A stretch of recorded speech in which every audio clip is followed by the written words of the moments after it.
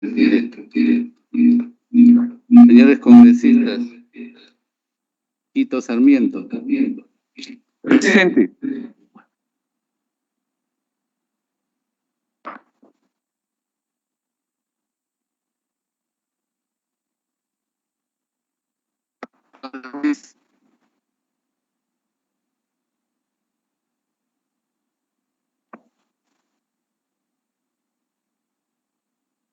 Ruiz.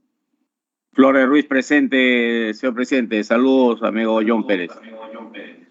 Gracias, congresista. Buen día.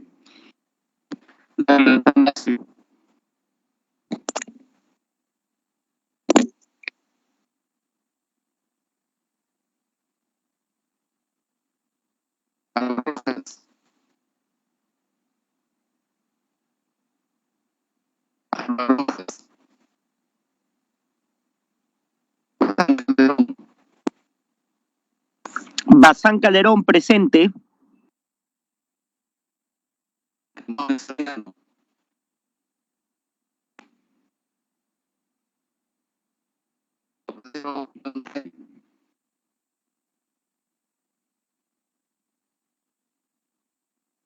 Cordero Yontay. Espinosa Vargas.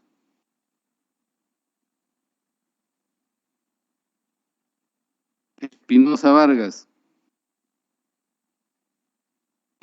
Correa.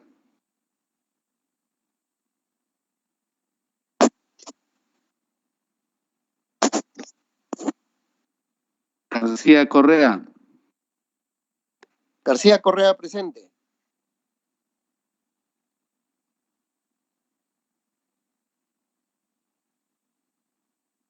García Campos. Guerra García presente. No sé si será mi señal, pero yo escucho bien a los congresistas, pero no a usted, señor secretario. No sé si les pasa a los demás.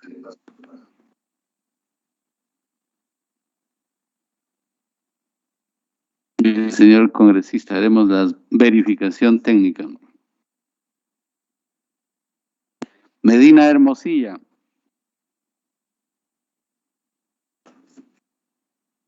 Medina Hermosilla. Padilla Romero.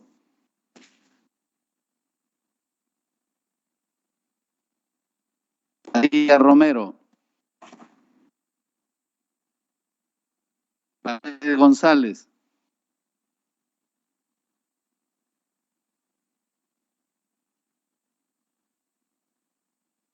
Paredes González presente.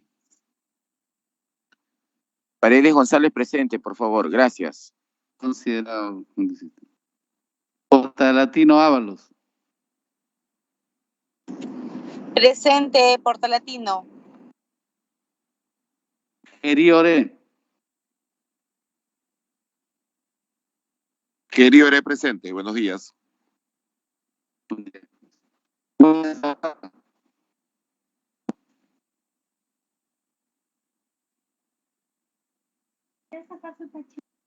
Hola. Sí, sí, cómo no, cómo no. No, es un placer.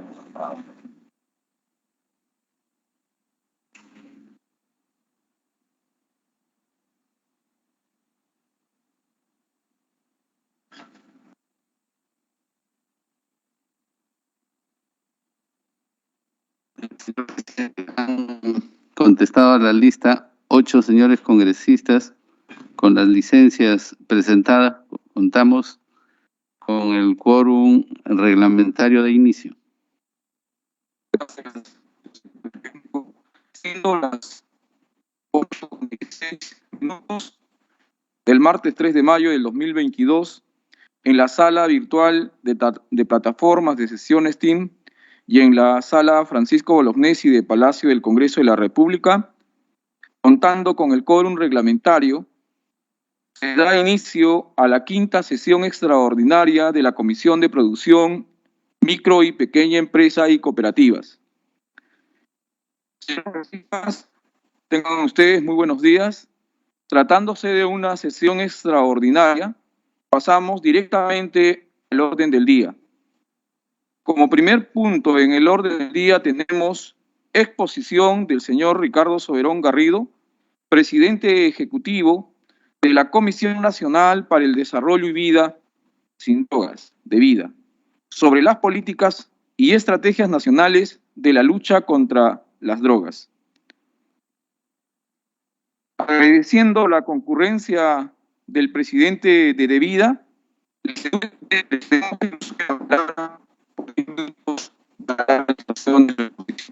muy buenos días, señor Ricardo Soberón. Señor presidente, señor parlamentario Jaime Quito Sarmiento, presidente de la Comisión de Producción, Micro y Pequeña Empresa y Cooperativas, a través suyo, un saludo a todas y todos los congresistas, miembros de la comisión, titulares y suplentes, así como sus asesores. Para nosotros es fundamental la presentación ante vuestra comisión. Gran parte del trabajo que desarrollamos en el marco de la Política Nacional de Control de Drogas al 2030 significa fundamentalmente trabajar con entidades productivas, actores económicos del campo.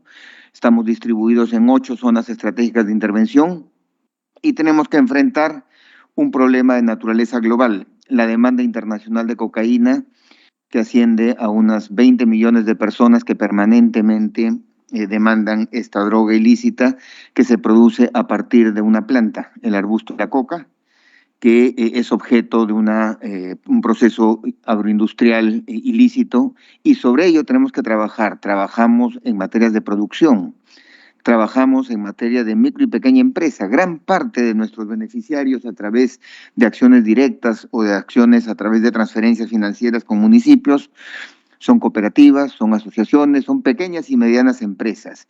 Es por eso, señor presidente, que para nosotros resulta fundamental trabajar de la mano con ustedes en esta comisión. Si me pueden hacer la presentación, por favor, les agradecería muchísimo.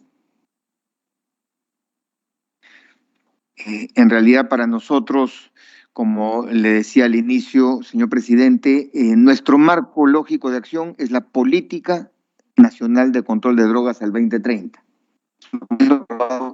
En diciembre del 2020 y que lamentablemente por motivos de pandemia... Disculpe, buenos días. Estoy María, presente. Continúe, Ricardo Soberón. Gracias.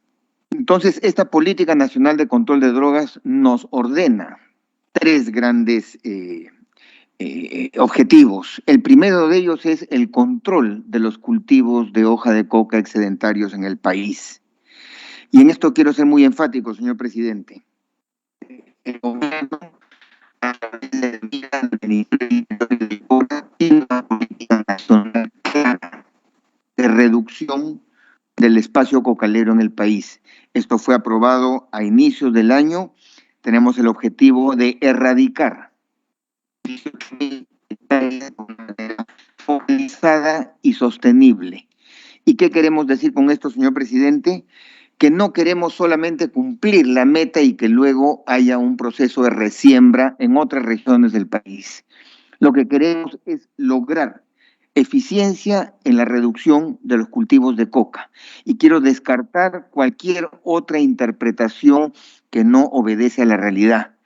Nunca se ha mencionado la posibilidad ni de legalizar los cultivos de coca, ni de ampliar los padrones para el conjunto de los cocaleros, de los productores campesinos que se dedican parcial o totalmente a los cultivos de coca.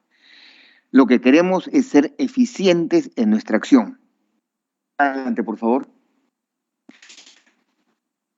Nosotros nos basamos gran parte de nuestro trabajo en los espacios cocaleros, para lo cual tenemos que reconocer cuál es la principal característica que tiene nuestro espacio de acción. Adelante, por favor. Fundamentalmente trabajamos al costado y alrededor de 51 de los cuales están en la Amazonía.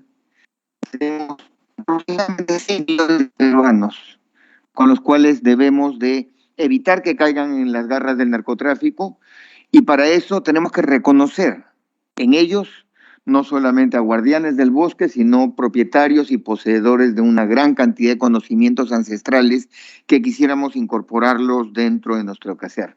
Adelante, por favor. Pero, señor presidente, hay algo que tenemos que ser muy claros y hemos reconocido a partir de la experiencia previa y el trabajo desarrollado en Devida. Nosotros trabajamos en el espacio amazónico y el mayor recurso natural renovable que tiene este espacio amazónico es su bosque.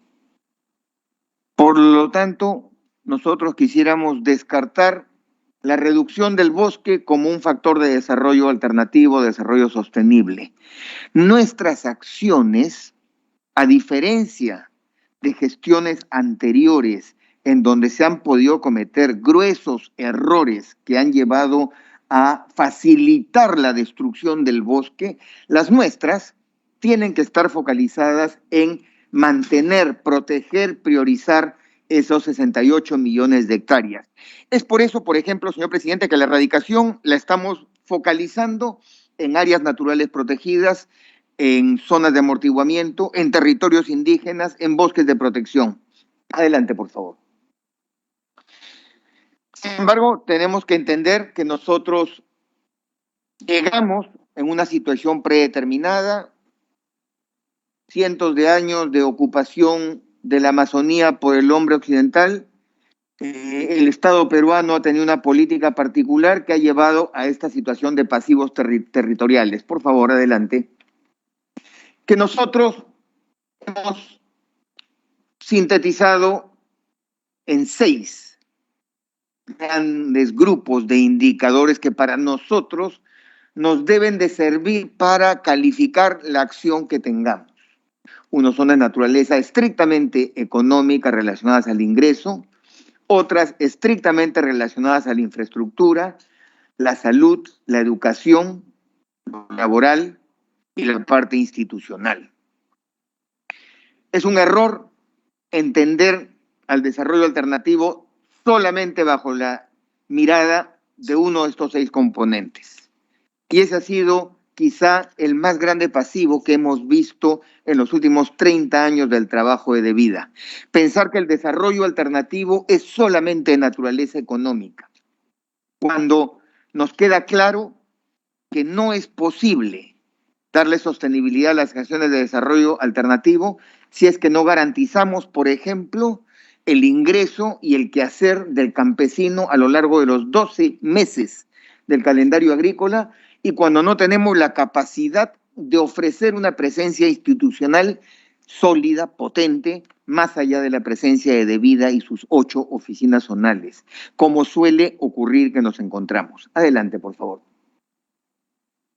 Hay algunas cifras que deben de llamar a nuestra preocupación. Fundamentalmente encontrar que el ICR, el Índice de Competitividad Regional del 2021, nos muestra un panorama desolador, siendo la Amazonía la mayor región geográfica del país. Sin embargo, son las zonas amazónicas que tienen los peores índices de competitividad regional: Loreto, Huánuco, Pasco, Amazonas, Ucayali, todas en rojo.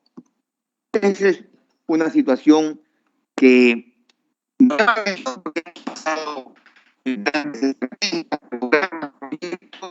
Sin embargo, no hemos logrado equilibrar esa enorme brecha de competitividad regional que tiene la Amazonía respecto al resto del país. Adelante, por favor. La situación se pone más complicada, más cruda cuando medimos competitividad versus pobreza.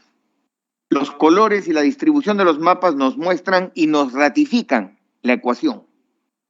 A mayor competitividad en una unidad territorial, menor pobreza. Y viceversa, a menor competitividad, mayores índices de pobreza. Adelante, por favor.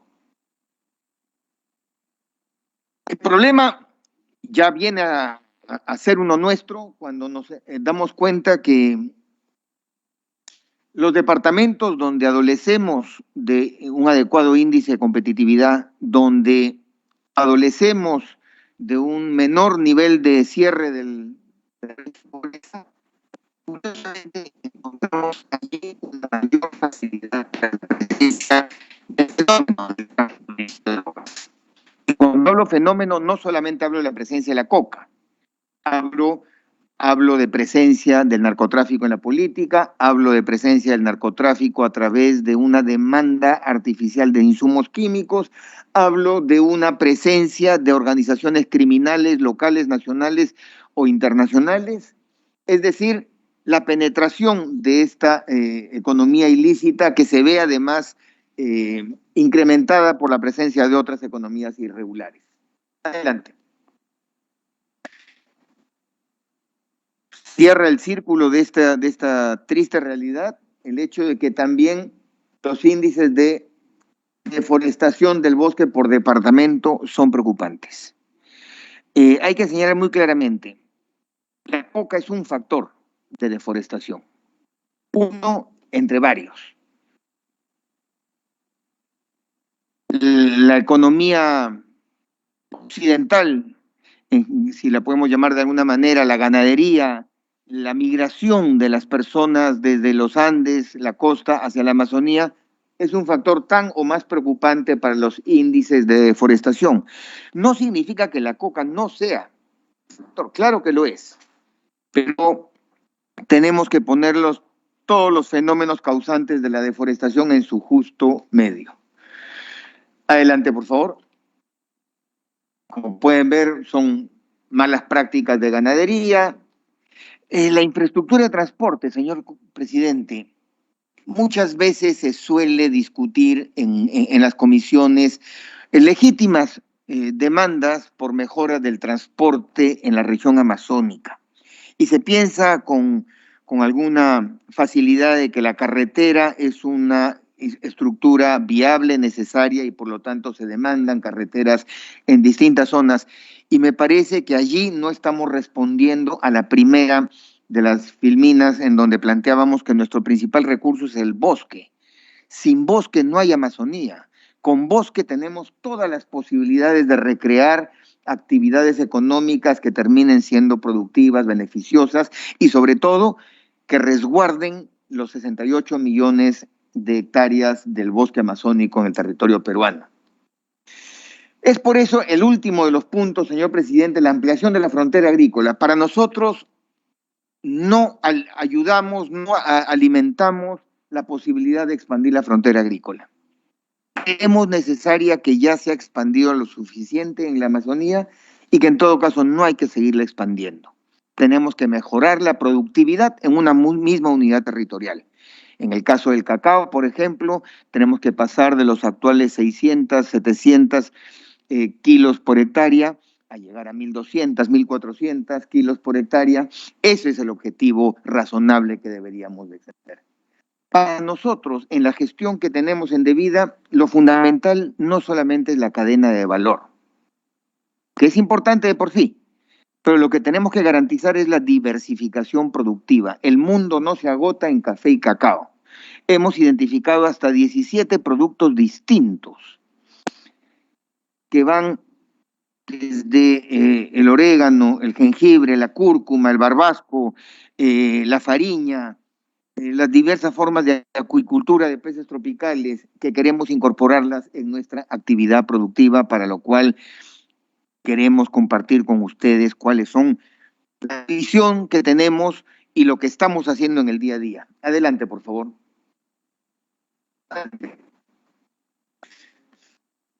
Comprenderán, nosotros, por encargo de la PCM, tenemos una responsabilidad en la conducción, seguimiento, monitoreo y evaluación de la política nacional. No somos los únicos, somos uno de 19 sectores que tienen objetivos precisos. El problema, señor presidente, es que no siempre tenemos la facilidad o la capacidad para poder hacer el monitoreo de sectores que tienen asiento en el gabinete, y nosotros hacemos nuestro trabajo de monitoreo en el día a día para ver cómo vamos cumpliendo en la Política Nacional de Control de Drogas. Adelante, por favor. Como le sostenía, señor presidente, señores congresistas, el desarrollo alternativo, la reducción del tráfico y comercio de drogas y la reducción del consumo son los grandes tres ejes de la Política Nacional de Control de Drogas. Y mejorar la situación socioeconómica e institucional en las zonas estratégicas, después de la pandemia hemos retrocedido.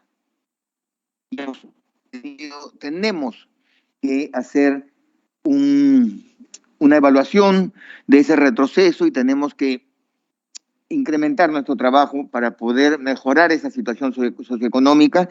Hoy, en la región del Braem, anteriormente la principal región productora de pasta, de coca y de clorhidrato de cocaína, se vive una situación de crisis estructural que nosotros debemos de ver como una ventana de oportunidad para poder ofrecer nuestros productos, nuestra propuesta a la sociedad rural cocalera del país. Adelante, por favor. En noviembre del 2021 hemos planteado la necesidad, empiezo por el tercer punto, le decía, señor presidente, que son los países de Europa Occidental y de América del Norte los que demandan la cocaína.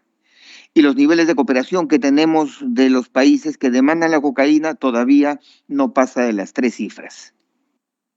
Creemos necesario, fundamental, que el Perú deba pasar en este lustro de las 3 a las 4 cifras de cooperación por todo concepto en materia comercial, técnica, financiera.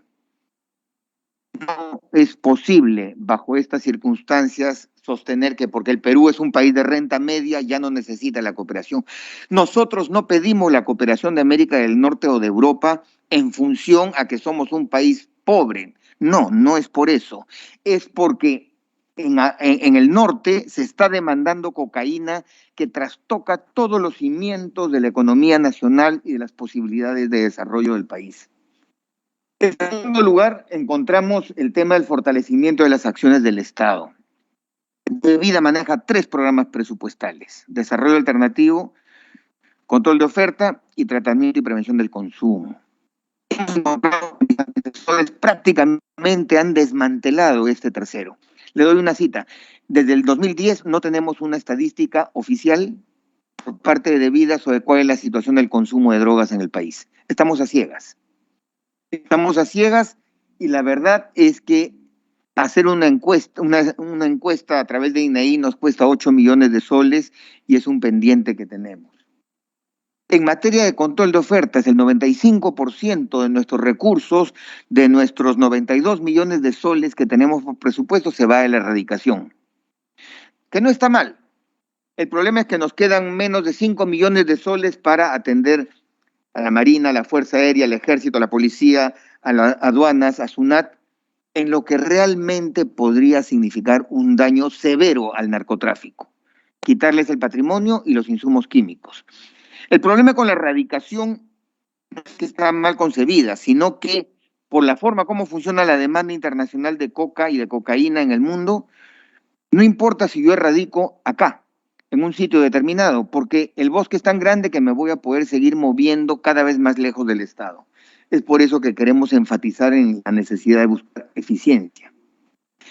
Responsabilidad, fortalecimiento del Estado. Estamos en un proceso de actualización. La política nacional fue de diciembre 2020 y creemos que durante este año de cuarentenas y dificultades hay una necesidad de actualizarla. Y finalmente quiero pasar a lo que es el cuarto punto de nuestra propuesta, que algunos analistas, algunos incluso presidentes de mi institución que han estado en ENACO, en el Ministerio del Interior, insisten en malinterpretar, desinformando por completo a la población. Es una propuesta que nace de los mismos cimientos de nuestra democracia, la relación que el Estado tiene con la sociedad rural de la selva alta, de la Amazonía del Perú. Durante 30 años se les ha dicho qué tienen que hacer, cómo tienen que hacer, cuándo tienen que hacer, el ejercicio de sus derechos sometidos a determinados organismos públicos, no han tenido participación política. Es por eso que nosotros consideramos que para poder reducir de manera sostenida la subordinación al narcotráfico, tenemos que suscribir un pacto social ciudadano entendido como un proceso de diálogo. No es una firma de un documento solamente, sino es una forma como nos vamos a tratar entre el Estado, sea a través de Debida, sea a través de la Comisión de Producción, sea a través de un ministerio con esas organizaciones de la Selva Alta. Adelante, por favor. Derechos humanos, desarrollo humano, capital social, participación, género, interculturalidad, territorialidad y medio ambiente. Me pongo a pensar en la comunidad nativa de Unipacuyacu, en Puerto Inca, 20 años esperando titulación, y estamos con el Ministerio de Cultura tratando de focalizar, trabajar para que logren esa titulación y poder enfrentar de mejor manera la amenaza de los cultivos ilícitos, la amenaza del narcotráfico. Comunidad nativa de Catungo, Quimpiri, entre Cusco y Junín. No es nuestra función hacer titulación ni georreferenciación, pero creemos fundamental dar una señal clara a aquellos que no quieren entender que Debida, bajo mi gestión, tiene un compromiso muy claro con los pueblos indígenas de la Amazonía para reducir el impacto de los cultivos ilícitos. El pacto social ciudadano no es la legalización de la coca.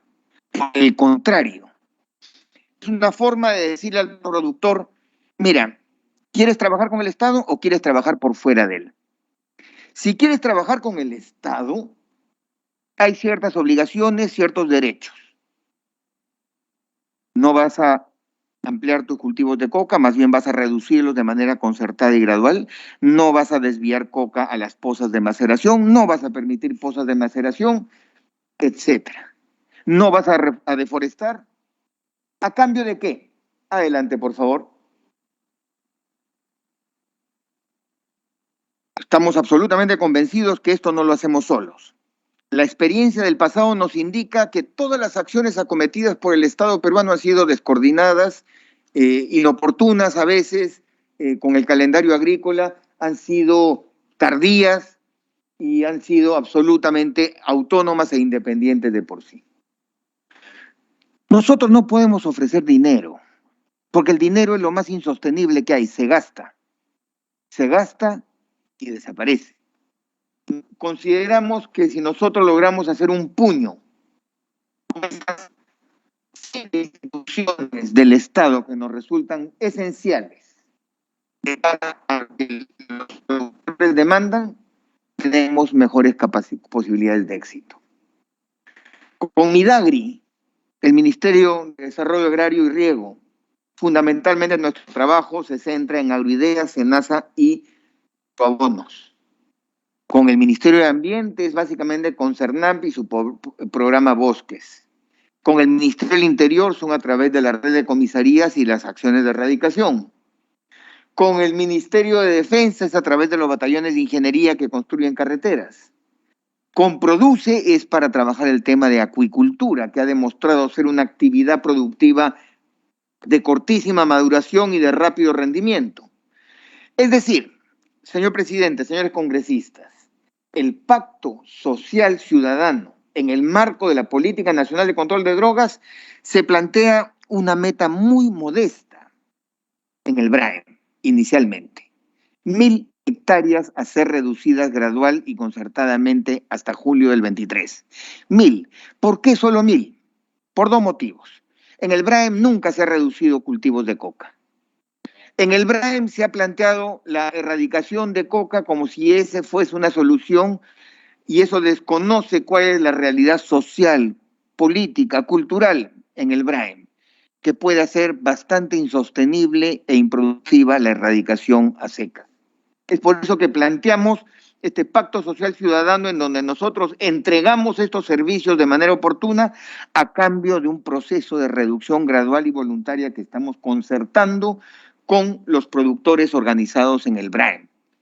Por ahí se ven fotografías de mi última presentación en la comunidad de Natividad, donde estuvieron presentes, obviamente, la Federación Provincial de Campesinos del BRAEM, la FEPABRAEM, y se me critica por estarme reuniendo con ellos. Es fundamental reunirse con ellos. No me voy a reunir con pescadores, me voy a reunir con los cocaleros, con los que tenemos que reducir la hoja de coca. Adelante, por favor. Este es el caso paradigmático, una región como Huánuco, una región que ha sido azotada por la violencia política, el narcotráfico, y que todavía no está libre de poder ser envuelta en la vorágine del narcotráfico a la luz de las actuales dinámicas de este fenómeno. De Vida invierte aproximadamente del trienio del 2018 al 2021 115 millones de soles de inversión, ¿sí? De los cuales 55.9 millones han sido transferidos a gobiernos locales, a 21 gobiernos locales y a 61 gobiernos regionales. El resto lo ejecutamos a través de inversión directa que tenemos nosotros como De Vida. Ese es nuestro quehacer cotidiano. Un problema, señor presidente.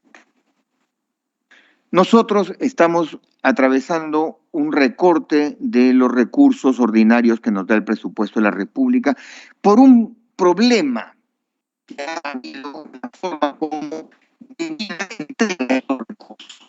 Nosotros no somos un ministerio de Transportes, no somos un ministerio de Educación, no somos un ministerio de Agricultura. Cada uno de esos soles debe de estar inmediatamente articulado a la Política Nacional de Control de Drogas y cuánto los alcaldes, los gobiernos regionales o las organizaciones con las que trabajamos me demuestran cómo estamos reduciendo el narcotráfico, los cultivos, la coca producida, la cocaína producida. Lamentablemente, nuestras autoridades locales no han estado debidamente acostumbradas, informadas y interiorizadas de este problema. Adelante, por favor.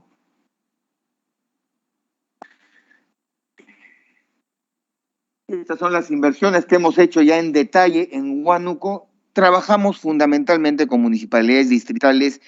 Me da pena decirlo, pero es una realidad que constato día a día, señor presidente. De Vida es una institución pequeña, con 262 millones de recursos ordinarios, millones de soles. Atendemos de manera más rápida que cualquier sector. Es por eso que tenemos una fortísima demanda de los alcaldes y una incapacidad de atenderlos. Adelante, por favor. Esto ha sido lo que hemos logrado en el trienio, ¿no? La cantidad de familias beneficiadas, la cantidad de hectáreas asistidas, unidades acuícolas, hectáreas con suelos degradados atendidos, unidades apícolas. Intentamos hasta el último límite de nuestros recursos poder promover una diversificación productiva que aún es insuficiente. Adelante, por favor.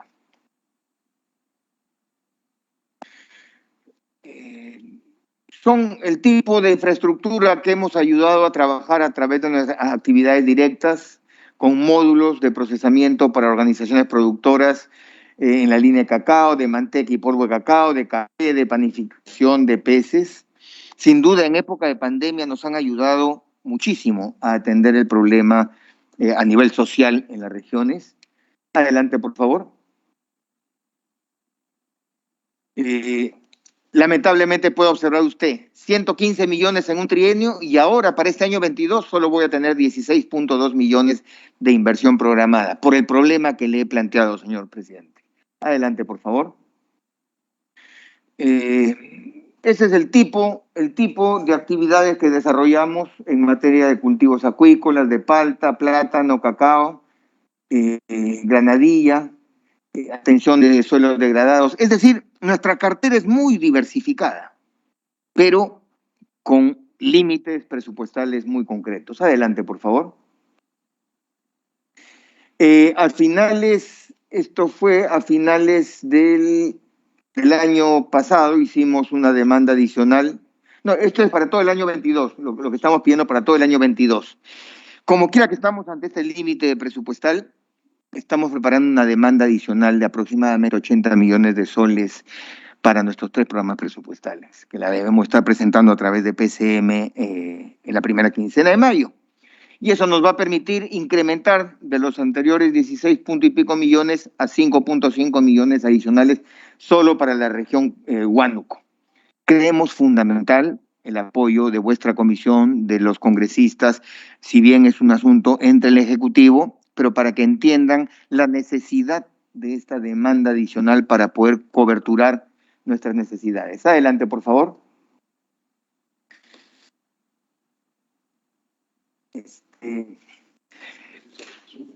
En general, nuestra situación al 3 de mayo del 2022 es la siguiente, señor presidente. Encontramos una situación del narcotráfico muy seria. Hay una demanda internacional incrementándose. El narcotráfico está virando hacia la Amazonía, ha dejado de lado un poco el transporte marítimo para migrar hacia la Amazonía. Tenemos todos los indicadores que señalan cómo es esto cierto. El BRAE original puede comenzar a sufrir las consecuencias de una crisis definitiva de precios de cocaína, pero eso va a significar que se va a trasladar hacia Selva Central. Y por eso lo que necesitamos es urgencia de estos recursos para poder trabajar el pacto social ciudadano con la población comprometida. Estamos dispuestos a trabajar con la comisión en la agenda que tenga la comisión bajo su presidencia y poder atender las preguntas que los congresistas tengan a bien. Muchísimas gracias. Gracias a usted. Se va a dar el uso de la palabra a los señores congresistas para efectuar preguntas o comentarios sobre la exposición. Los congresistas que deseen hacer el uso de la palabra lo pueden solicitar.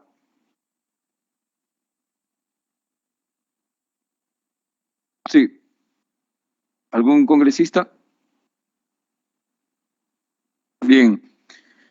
Presidente, Guerra García. Sí, congresista Guerra, tiene la palabra. ¿Qué tal? Buenos días a los colegas congresistas, a usted, presidente, al señor Soberón. Gracias por su exposición. Tengo algunas preguntas que quisiera saber y dudas, si se pueden responder de lo que se ha hecho en la exposición.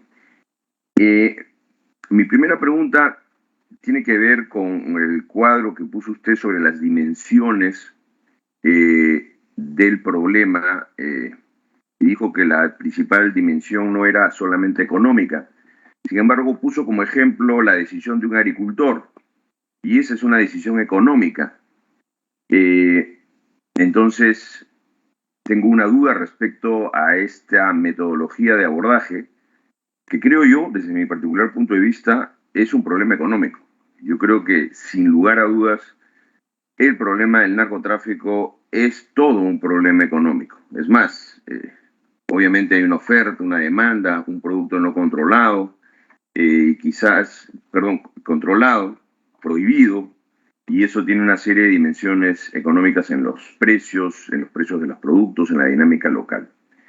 En segundo lugar, me gustaría, si usted puede desarrollar un poco esta idea de que exista un desarrollo sin tocar el bosque. Obviamente creo que tenemos que tener un compromiso ecológico, defensa del bosque, pero la práctica humana, y sobre todo en esas zonas, la práctica de los migrantes de esas zonas, ha sido cultivar en el bosque y ha sido también utilizarlo. Si es no tocar el bosque, ¿esto qué significa? Es algo que haya comprendido mal, es decir, solamente se dedicarán a cuidar el bosque o podrán hacer siembras. Toda siembra, usted lo sabe, toda agricultura, usted lo sabe, es por naturaleza depredadora del bosque.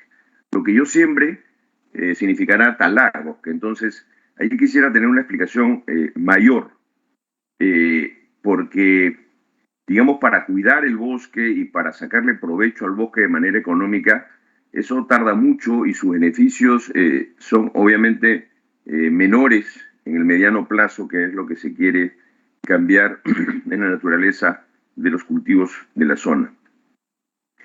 Y luego quisiera preguntarle sobre si han hecho ustedes un análisis de los precios de estos productos que podrían ser alternativos y no centrarnos solamente en el café, en el cacao, como usted lo señaló. Mencionó granadilla y otros. Obviamente, si estos productos no tienen no hablemos de una productividad, sino una competitividad de precios en el mercado local, nacional o internacional, el agricultor va a terminar sembrando lo que le sale más a cuenta, que es la coca, porque esta es una decisión puramente económica. Ningún cocalero decide ser un ilegal, sino que escoge y toma una decisión económica que saca su costo de oportunidad y dice acá me va mejor. Entonces, si tenemos algún cálculo sobre el mercado de estos productos adicionales o sobre alguno de ellos. Luego usted ha hecho un énfasis en lo que son las comunidades amazónicas, indígenas. Sin embargo, lo que quisiera saber, aunque creo que ha señalado que han tenido dificultades de tener un censo y de tener una data, ¿cuánto de la gente que cultiva coca es migrante y cuánta es nativa? Me da la impresión que la mayoría debe ser migrante y no debe ser local, además por la naturaleza de la densidad demográfica que se necesita para poder cultivar la cocaína. Entonces ahí estamos en un problema, en todo caso, de interculturalidad mayor, porque estamos hablando de gente que migra, no sé, de Cajamarca, de las ciudades, de Ica, de Costa, de Sierra, para buscar una alternativa en estas zonas. Cuando yo he estado en las zonas cocaleras, esto es lo que he visto, no he visto en sí grandes comunidades indígenas, sino gente migrante y que lleva pues su cultura y sus diferentes gustos a estas zonas, ¿no? Que tienen poco de indígenas. Cuando uno ve los desarrollos que están alrededor, cuando uno ve los clubes, la prostitución, etcétera, no tienen que ver con las prácticas de las comunidades indígenas. Entonces, si hay un diagnóstico al respecto y un abordaje que intente, pues, entender esta población migrante. Y por último, una duda, usted también mencionó que irían, por un tema de los precios, a Selva Central, la producción que se hace en el Brain. Si podría desarrollar un poco también esta idea, porque es preocupante en todo caso, ¿no? Gracias, presidente, gracias, señor Soberón. Muchas gracias. Si hubiera algún congresista más, en todo caso, las siguientes puntuales preguntas desde la presidencia. Señor Soberón, las 18.000 hectáreas de reducción focalizada a nivel nacional, nos gustaría saber cómo encara este tema en el BRAIN. Y la otra pregunta es, ¿cree usted que debe convertirse las bases militares que están en el BRAIN puedan ser centros de producción? Esas dos preguntas puntuales, y si hubiera el congresista Flores Ruiz, tiene la palabra. Muchísimas gracias, señor presidente. En realidad, me parece a mí de que el contexto de esta exposición es muy importante, y dada la importancia que tiene justamente, es que yo propongo que se vuelva a invitar al señor Soberón para que nos dé alguna ampliación sobre las interrogativas que ha planteado, por ejemplo, el congresista Guerra, y también algunas interrogantes que yo tengo personalmente, ¿no? Porque de una u otra manera es un tema de competencia y de importancia nacional. O sea, no podemos darle, digamos, solamente el tiempo, en este caso me parece a mí bastante corto, al señor Soberón para que haga una exposición y absuelva las interrogantes. Me parece a mí de que desde nuestra comisión tenemos la obligación de darle una mayor importancia a este tema. El señor Soberón decía 30 años de desarrollo alternativo no han sido suficientes. Perfecto. La pregunta que salta inmediatamente es que si 30 años no han sido suficientes, entonces, de acuerdo a su experiencia y a la expertise que tiene en el manejo de la lucha del control del tráfico de drogas y también de la producción de cocaína, no nos olvidemos que somos uno de los países mayores productores de cocaína en el mundo. O sea, me refiero yo a la droga ya procesada. Entonces, de acuerdo a su experiencia, ¿cuál sería la solución o cuáles serían las posibles soluciones? Porque no creo que haya una solución mágica. No creo sinceramente que haya una solución mágica que de la noche a la mañana, de ser un productor, el primer productor posiblemente de cocaína en el mundo, pasemos a ser pues la cola de la producción, ¿no? Ese es por un lado. Por otro lado, tenemos que tener en cuenta también la demanda internacional. Por eso decía yo de que este es un tema demasiado, que tiene demasiada profundidad y extensión, de tal manera que tenemos la obligación nosotros de darle la máxima atención.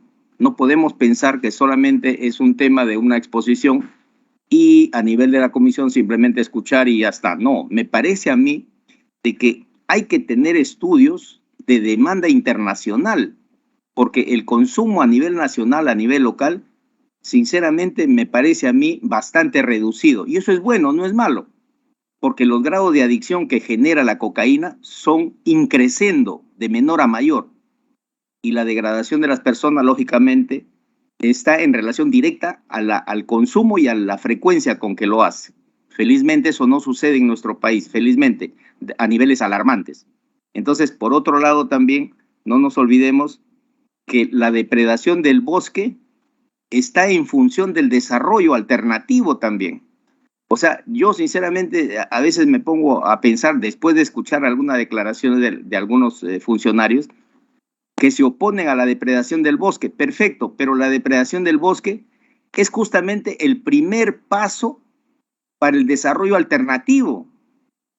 O sea, no podemos pensar en aumentar la producción agrícola si es que no podemos desarrollar una área de expansión agrícola, valga la redundancia.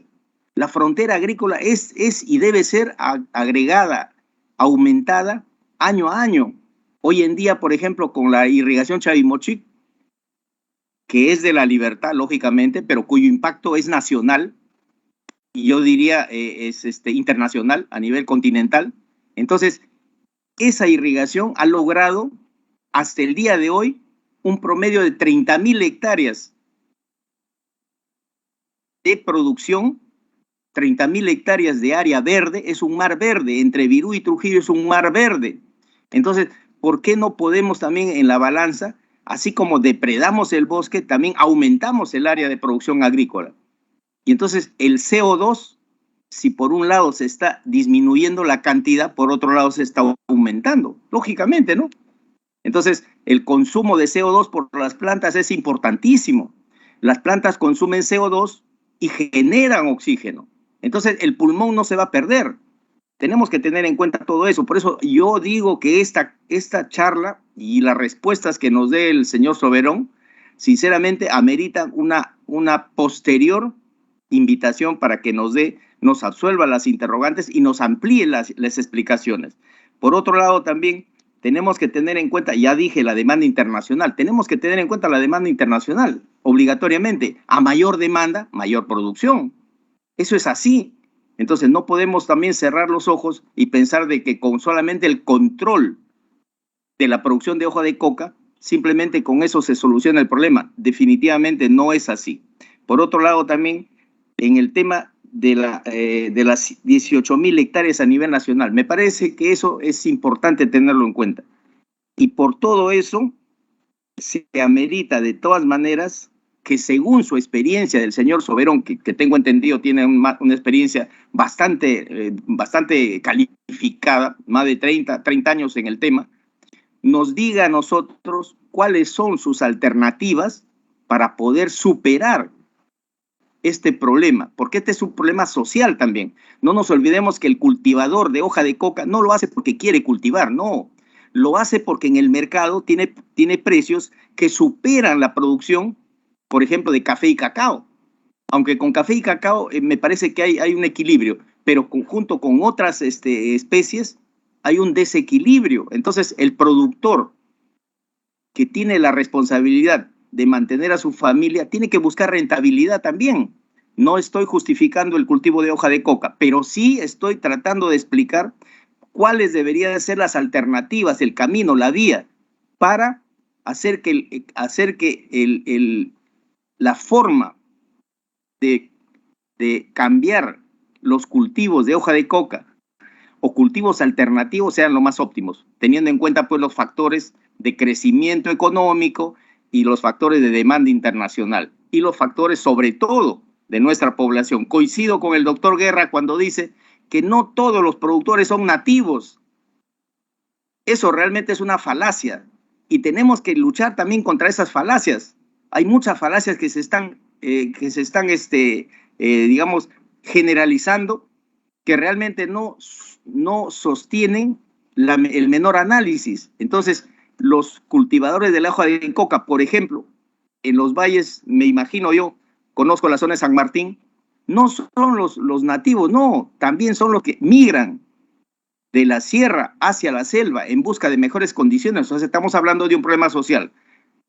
Entonces, por todo lo dicho, y finalizo con esto, me parece a mí, reitero, una nueva invitación para que absuelva todas estas interrogantes y amplíe la explicación que nos acaba de dar, que me parece muy bien. Muchas gracias, señor presidente.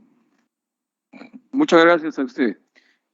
No habiendo más participaciones de los congresistas, tiene el uso de la palabra el presidente de Vida por 5 minutos para responder las preguntas de los señores congresistas y efectuar sus precisiones finales. Señor Soberón. Muchas gracias, señor presidente. Agradezco la intervención suya y de los congresistas que me han antecedido. Vamos a intentar responder, pero quedo a disponibilidad de usted para cuando lo crea conveniente hacer una profundización de los temas que aquí planteamos. Pues, si no, también lo podemos hacer por escrito, pero es verdad que es un tema demasiado sensible, demasiado estratégico, como para verlo solamente en una sesión. Empiezo con las preguntas del congresista Guerra García. Si el narcotráfico es un problema solo económico, nosotros tenemos una seguridad. No es solo económico. Porque si lo vemos solamente desde la plataforma de lo económico, yo no tengo forma legal de poder enfrentar esta enorme asimetría de precios que hay entre una unidad de clorhidrato de cocaína, $900 en Chacra, a $42,000 en las calles de Hamburgo. No tengo ningún commodity nacional o internacional actualmente disponible que me permita enfrentarlo desde la perspectiva económica. Es por eso, si ustedes ven en la filmina, un campesino cualquiera, obviamente se va a focalizar en lo económico para poder tomar decisiones razonables en relación a su futuro laboral, su futuro productivo.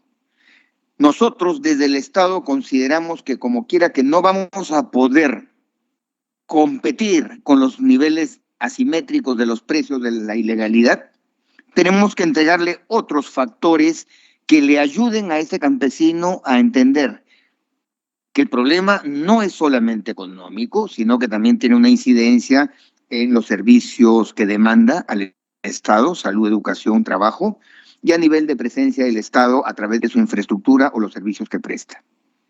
Allí sí podemos tener una ventana de oportunidades, como de hecho la estamos teniendo en la articulación que vamos haciendo en las zonas de Anchihuay, de Villa Quintearina, de Samugari, de Santa Rosa, en nuestros viajes por la zona. Sí están dispuestos, aprovechando la crisis económica de la coca, poder afrontar su reducción. Sobre la segunda duda que tenía el congresista Guerra García en relación al tema del bosque. Nosotros consideramos que el problema de los bosques amazónicos es anterior a la presencia del narcotráfico, pero que el narcotráfico lo ha profundizado de una manera descontrolada. Creemos, sostenemos que hay un desarrollo con bosque. Hay posibilidades grandes que nos enseñan los pueblos indígenas y algunas comunidades asentadas en las zonas actualmente protegidas, donde es posible cultivar el bosque.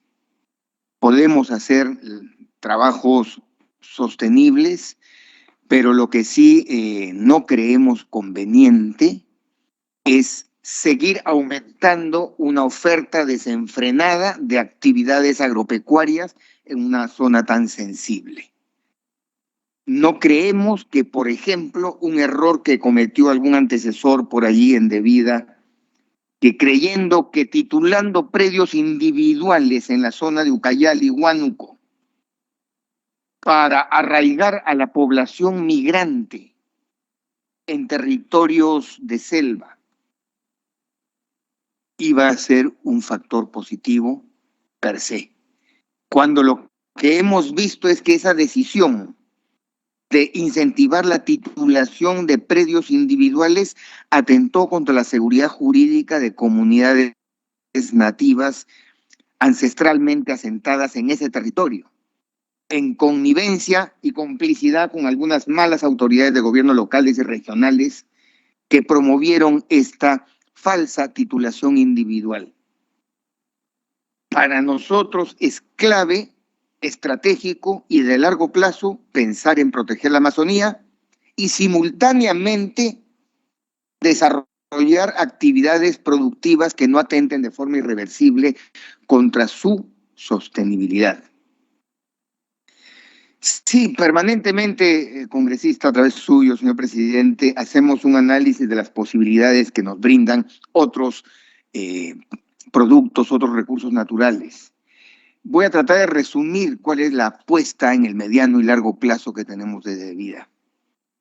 La taza de café que se debe poder tomar en un café de París, Hamburgo o Nueva York a un promedio de $6, 5 euros la taza de café, debe pagar no solamente la libra del café peruano exportado, debe ser capaz de pagar la cocaína evitada, el carbono evitado, la cultura ancestral protegida.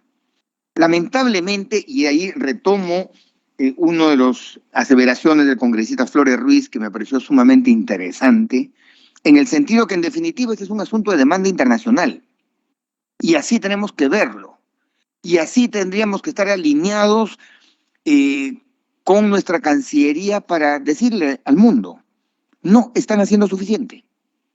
Seguimos destrozando nuestra Amazonía y no estamos enfrentando el problema de la coca, de la amapola, de la marihuana y otros cultivos ilícitos.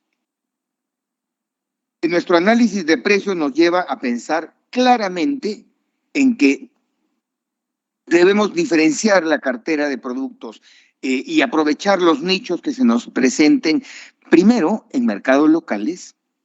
Creemos nosotros que ya el café está abriendo sus puertas en Huamanga, en Junín, en Cusco de una manera sostenida. En el mes de octubre de Vida va a promover junto con otras entidades el FIL Café en Huamanga.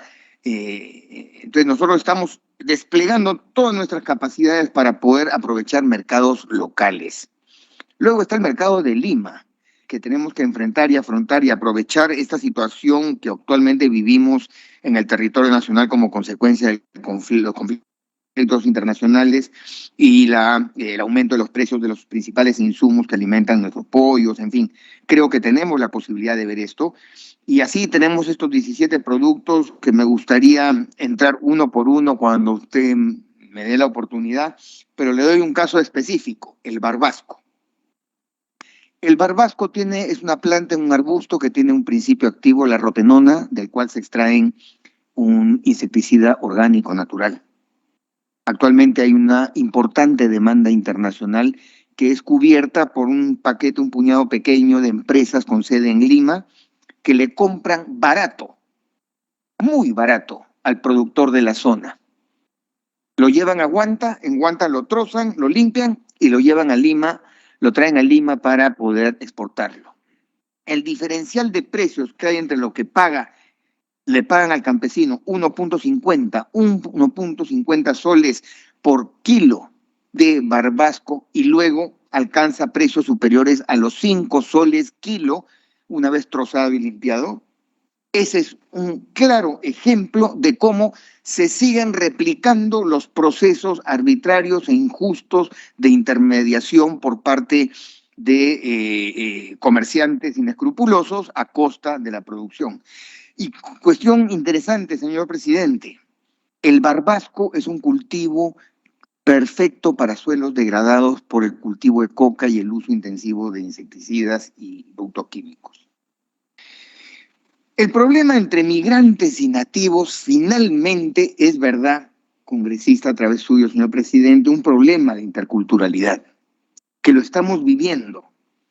Me reúno con nativos Asháninkas, Nonmatziguengas de Selva Central y me reúno con los cocaleros. Y efectivamente ambos son indígenas, unos amazónicos, otros andinos. Y ambos atraviesan la misma suerte de deficiencias y omisiones de un Estado que no ha sido capaz de incorporarlos a su economía, a su política, a su sociedad. Y ese es un pendiente que tenemos. Por eso respetamos la idea del nativo amazónico de no querer más coca en su territorio, y así lo estamos trabajando en el marco del Pacto Social Ciudadano. Efectivamente, estamos observando todos los indicadores: penetración, invasiones, violencia, aumento de precios, presencia de pistas de aterrizaje, mochileros, etcétera. El narcotráfico se está trasladando hacia la selva central de una manera irreversible. Y eso puede ser muy grave. Recordemos nada más la dinámica, señor presidente. Alto Guayaga en los 90s, Braem en los años 2000, y podemos estar pensando en una zona intermedia que es la selva central o las selvas de Puno y Madre de Dios, como los siguientes Braem en el futuro. Respondiendo a su pregunta, señor presidente, ¿cómo encaro al Braem? A mi juicio, el Braem es la región de todas las sangres: Ashánicas, Nonmatziguengas, quechuas, chancas, huancas, mestizos, blancos, cholos, y tiene un problema territorial severo. Pertenecen sus 82 distritos a 12 provincias en 5 regiones. Eso ha dificultado la forma como el Estado peruano se ha aproximado al Braem. Y ahora hay una cola de distritos que quieren seguir siendo parte del Braem para recibir los beneficios económicos.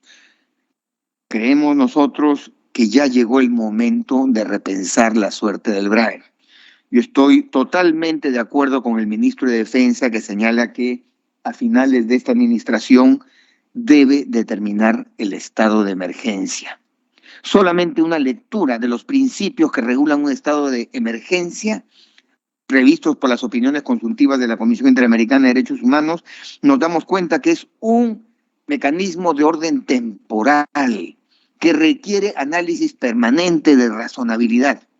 Y en el Perú nos hemos acostumbrado a vivir bajo ese estado de emergencia.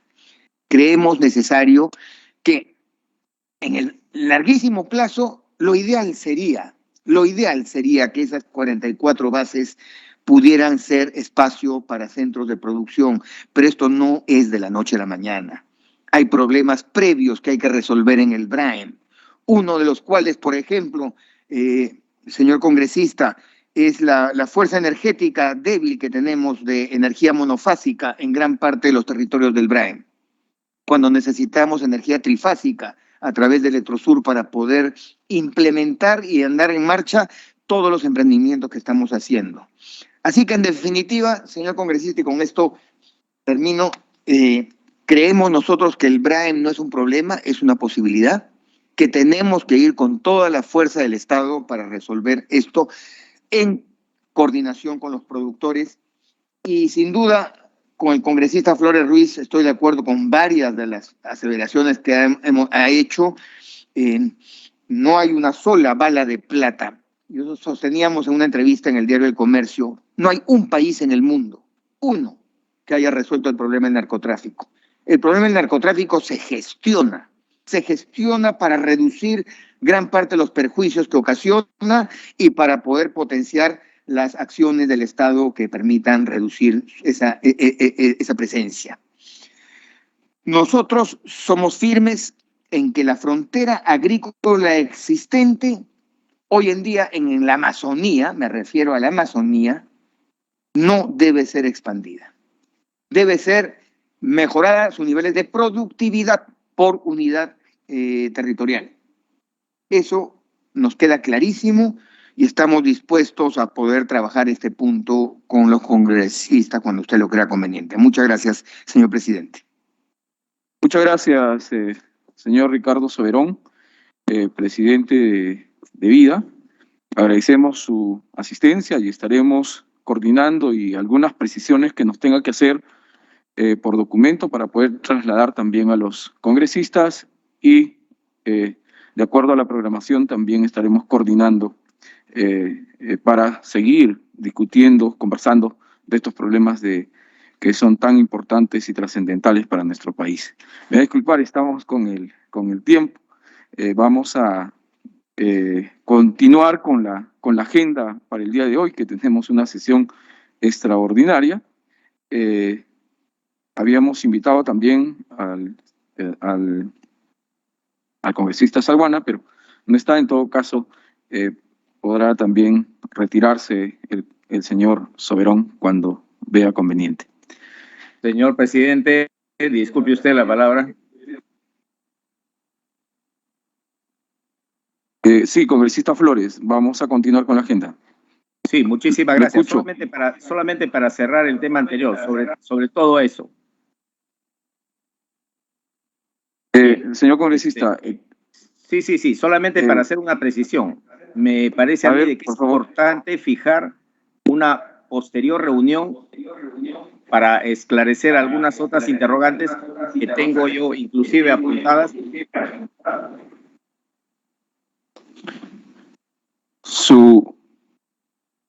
No se preocupe, señor congresista.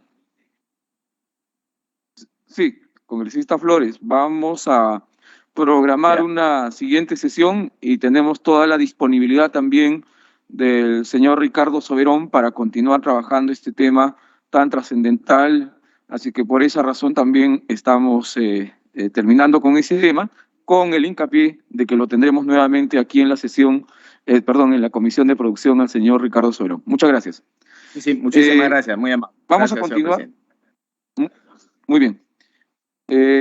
Vamos a continuar con el debate y votación del dictamen recaído en la observación formulada a la autógrafa de ley que establece lineamientos básicos para promover la producción e industrialización de la fibra y carne de alpaca, proyecto de ley 609-2021-CR.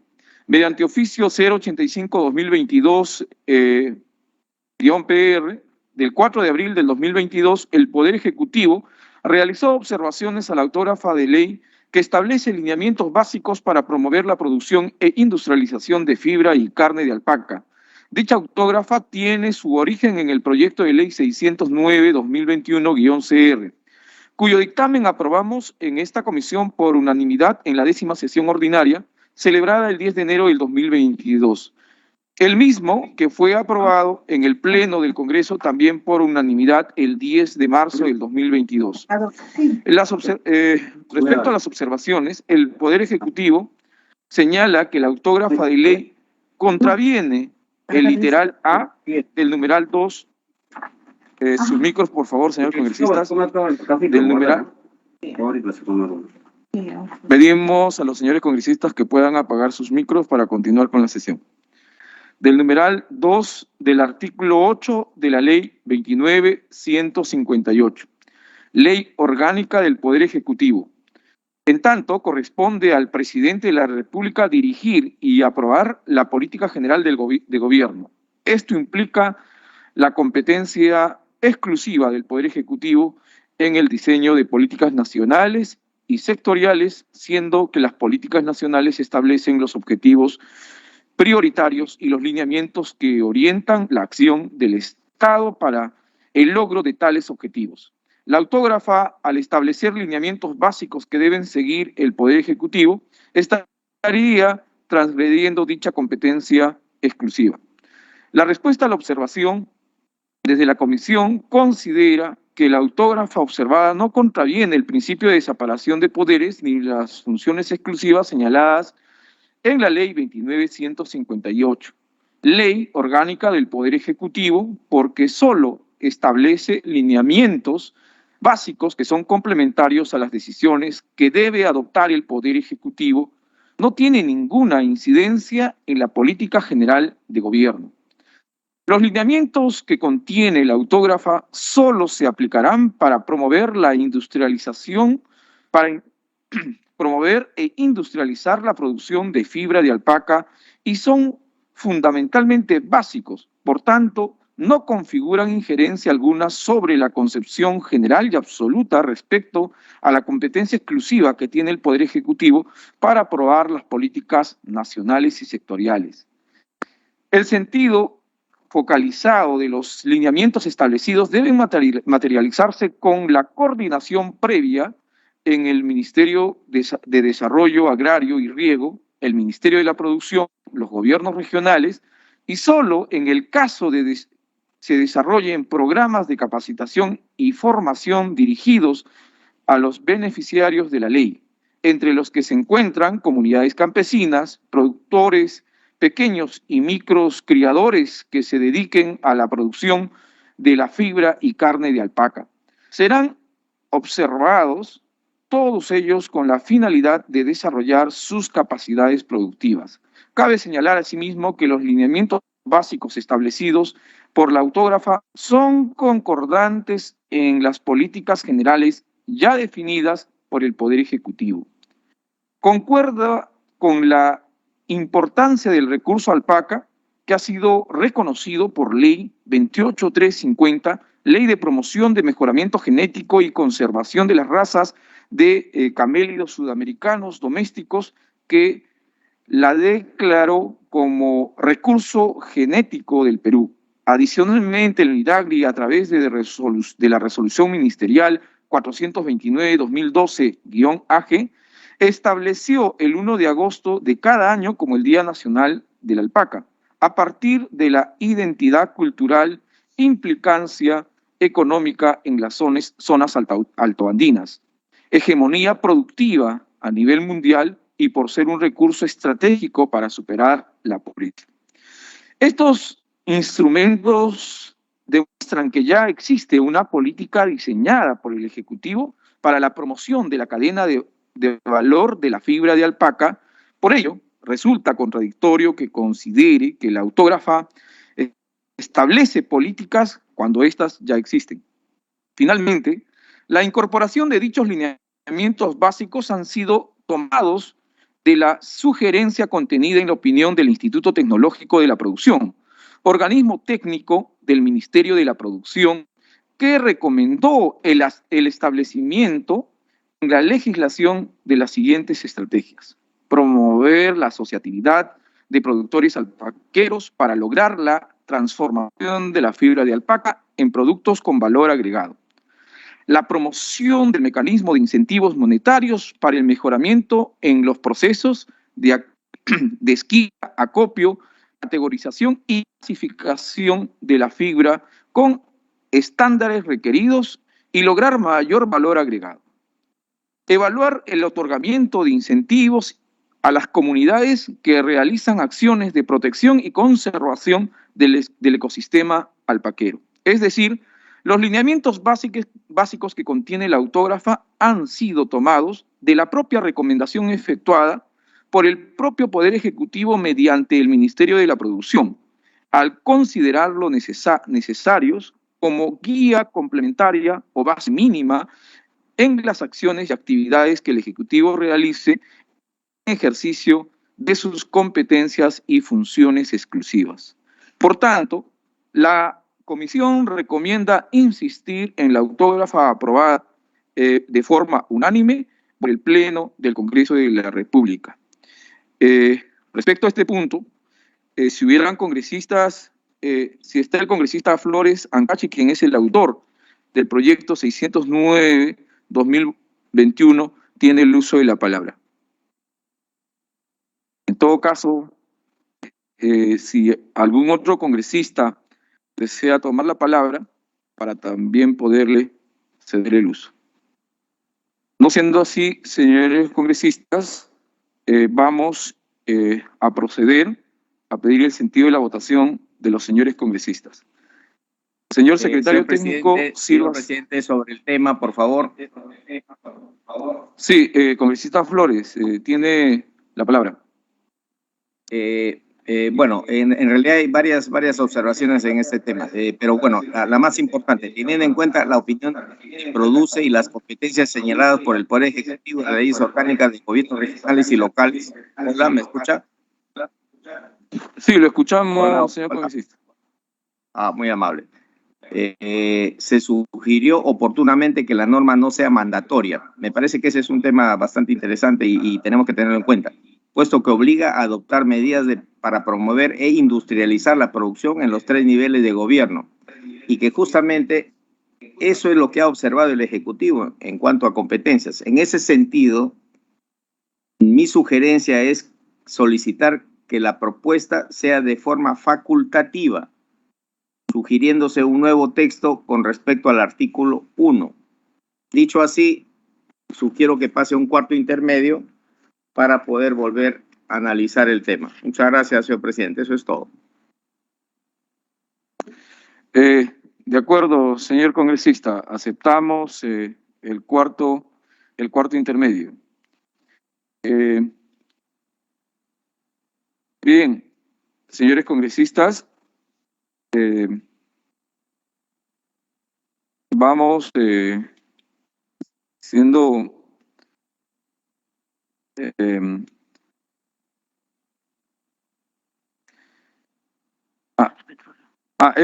señores congresistas, hemos tenido conocimiento que el 1 de mayo ha ocurrido un nuevo derrame de petróleo en el terminal multiboyas de Conchán, en el distrito de Lurín, como informó la Dirección General de Capitanía.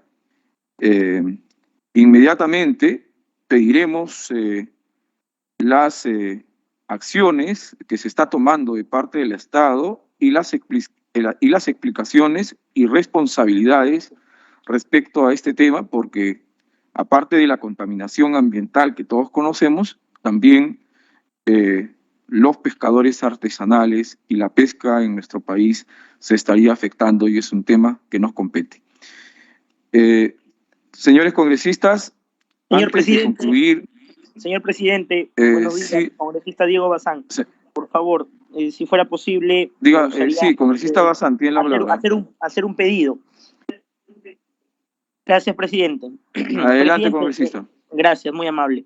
Presidente, en el marco del debate de la nueva Ley General de Pesca, estamos hablando del proyecto de Ley 828, sería muy interesante que podamos invitar al viceministro de Pesca y Acuicultura para que nos exponga no su punto de vista sobre el proyecto, sino la visión que tienen sobre el sector productivo y las formas que se harán a la política general del sector. Yo tengo entendido, presidente, que el Ministerio de Producción está promoviendo una nueva política en el sector pesquero, y para ello está en este momento consultando con especialistas en la materia para que puedan contribuir y ver qué se puede hacer en el sector hacia el 2030. Entonces me preocupa poner la carreta por delante de los caballos y debatir una ley general de pesca sin tomar en cuenta la visión que tienen ellos del sector, esa misma visión la cual recién se está construyendo. Entonces, presidente, mi pedido muy puntual, que se invite al viceministro de Pesca y Agricultura para que nos exponga sobre la política del sector pesquero y si está en proceso de reformulación. Esto es importante, presidente, porque servirá de insumo fundamental para el debate de la nueva ley general de pesca. Muchas gracias. Gracias a usted. Tomaremos en cuenta su petición. Siendo las 9:30 y habiendo ya tocado parte de la agenda, vamos a dar por concluida la sesión del día de hoy. Así es que agradecemos a todos ustedes su participación. Muchas gracias por su asistencia y tengan ustedes muy buenos días. Muchas gracias.